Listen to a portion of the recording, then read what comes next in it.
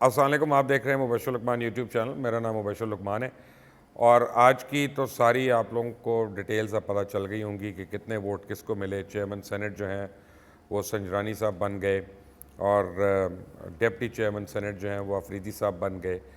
اور deputy chairman senate کا جو ووٹ تھا اس کے اوپر تو بڑی لوگوں کو حیرانیاں ہوئیں، کیونکہ جتنی تعداد میں پڑا وہ حکومتی تعداد تو تھی نہیں. تو اس کا مطلب ہے کہ کافی لوگ لوٹے بھی بنے اس میں. کوئی یا پیسے کی چمک ہے یا ریاست کی دھمک ہے، دونوں میں سے کوئی نہ کوئی چیز کام ہے. لیکن ایک چیز جو سمجھ آتی ہے کہ آج جمعۃ المبارک کا دن ہے، اور پچھلے 2 سال سے ہم دیکھ رہے ہیں کہ جمعہ کا دن میاں نواز شریف کو سوٹ نہیں کرتا. جب بھی کوئی فیصلہ آیا عدالت کا ان کے خلاف تو وہ جمعے کے دن آیا. جے آئی ٹی کی رپورٹ آئی وہ جمعے کے دن آئی. سب کچھ جو ہے آج بھی جمعے کے دن ان کو پتہ چلا کہ ان کی بیکنگ جن کینڈیڈیٹس کو تھی وہ کینڈیڈیٹس جو تھے وہ ہار گئے. لیکن ایک بات ماننا پڑے گی کہ آج کی جو ہار ہے ان کی یا پی ڈی ایم کے کینڈیڈیٹس کی، انہوں نے ایکچولی پی ڈی ایم کو زندہ کر دیا. اور وہ پی ڈی ایم جس کی کمر جو ہے دیوار سے لگ چکی تھی اور اس کو سیاسی طور پہ کوئی راہ نہیں نظر آ رہی تھی، آج حکومت کی جلد بازیوں کی وجہ سے اس پی ڈی ایم میں ایک نئی روح پھونک دی گئی ہے. اب پرسوں جو شبلی فراز صاحب نے ایک سٹیٹمنٹ دی تھی وہ انتہائی خوفناک سٹیٹمنٹ تھی، جس میں انہوں نے کہا تھا ہم ہر حربہ استعمال کریں گے، جو بھی اپوزیشن کرتی رہی ہم وہی حربہ استعمال کریں گے اور یہ الیکشن ہم جیت کے دکھائیں گے. اور اب وہی ہوا کہ بائی ہوک اور بائی کروک انہوں نے یہ سینٹ کا الیکشن جیت لیا. لیکن وہ تبدیلی جس کے لیے پاکستان کی عوام نے ایک واضح اکثریت کے ساتھ ووٹ دیا تھا کہ شفافیت ہو، کرسٹل کلیئر ہو، وہ جو ہے آج دفن ہو گئی ہے. اب پاکستان کی سیاست میں اس وقت کوئی شفافیت نہیں.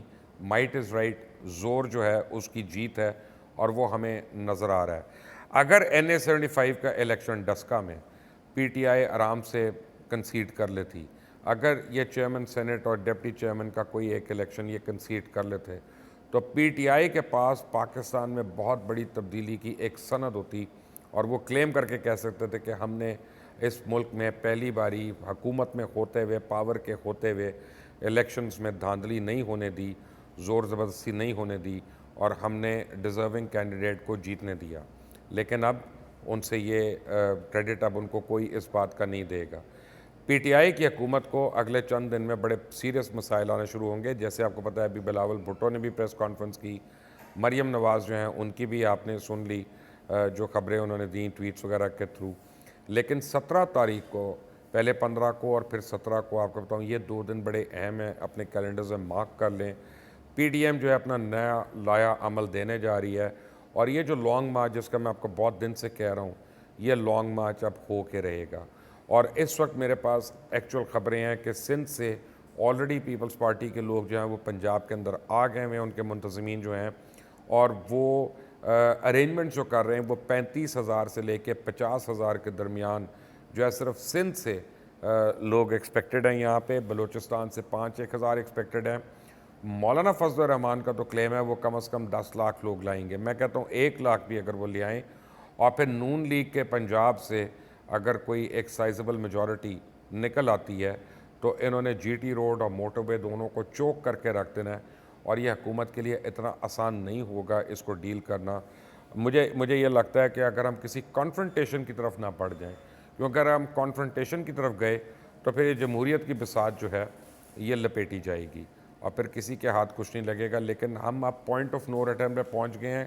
کوئی پارٹی ایک دوسرے کو ایکسیپٹ کرنے کو تیار نہیں، حکومت اپوزیشن کو، اپوزیشن حکومت کو. اور یہ کانفرنٹیشن جو ہے یہ اب بہت ایک سیریس لیول پہ آگے آ گئی ہے. اگلے آنے والے دن جو ہیں پاکستان کی پولیٹیکل تاریخ میں یہ بہت ہی تکلیف دے دینا ہے. میں موٹر وے پہ ٹریول کر رہا ہوں اور میں موٹر وے میں کچھ لوگوں کو 1-2 جگہ پہ رک کے جب میں ملا ہوں تو ہر ایک جو ہے وہ ڈس اپوائنٹڈ ہے آج کے رزلٹ سے. یعنی یہ ایسی جیت ہے جس کی کسی کو خوشی نہیں. اب جو ووٹنگ جس طرح سے ہوئی ہے یا ووٹ کاؤنٹ جس طرح سے ہوا اور ریٹرننگ آفیسر نے جو کیا وہ الیکشن رولز کے کافی منافی لگتا ہے. اور جو الیکشن کمیشن کی اپنی وضاحتیں ہیں جو اب تک واٹس ایپ پہ شاید آپ نے دیکھ چکے ہوں، کافی لوگوں نے ان کو شیئر کیا ہے، تو اس سے لگتا ہی ہے کہ جب یہ الیکشن ٹریبیونل میں جائے گا یا اس سے سپریم کورٹ میں جائے گا تو یہ فیصلہ یوسف رضا گیلانی کے حق میں ہوگا اور پھر سنجرانی صاحب جو ہیں ان کو وہاں سے مجھے لگتا ہے کہ یہ الیکشن نل اینڈ وائڈ ہوگا اور یہ جیت یوسف رضا گیلانی کو ہوگی، کیونکہ اتنی کلیئر اس پہ انسٹرکشنز ہیں کہ کس طرح سے مہر لگنی ہے اور کس طرح سے جیتنا ہے۔ یہ کہنا کہ یہ نام کے اوپر لگا ہے یا نام کے سائٹ پہ لگا ہے یہ کافی نہیں، یہ ساری چیزیں اسپیلٹ آؤٹ ہیں اس میں۔ تو اب لگتا ہے کہ زبردستی کیا گیا ہے کسی طرح کہ گیلانی صاحب نہ جیتے، لیکن بہرحال یوسف رضا گیلانی صاحب جو ہیں مجھے لگتا یہ ہے کہ وہ کورٹ سے اور ٹریبیونل سے اپنے حق میں فیصلے لینے پہ کامیاب ہو جائیں گے۔ اسے بڑی تیزی سے ڈیولپمنٹس ہو رہی ہیں، کل میں اسلام آباد سے آپ کو مزید لے کے بتاؤں گا۔ اس کو چینل کو سبسکرائب کریے گا، بیل آئیکن کو پریس کریں۔ انٹل دا نیکسٹ ٹائم، اللہ حافظ۔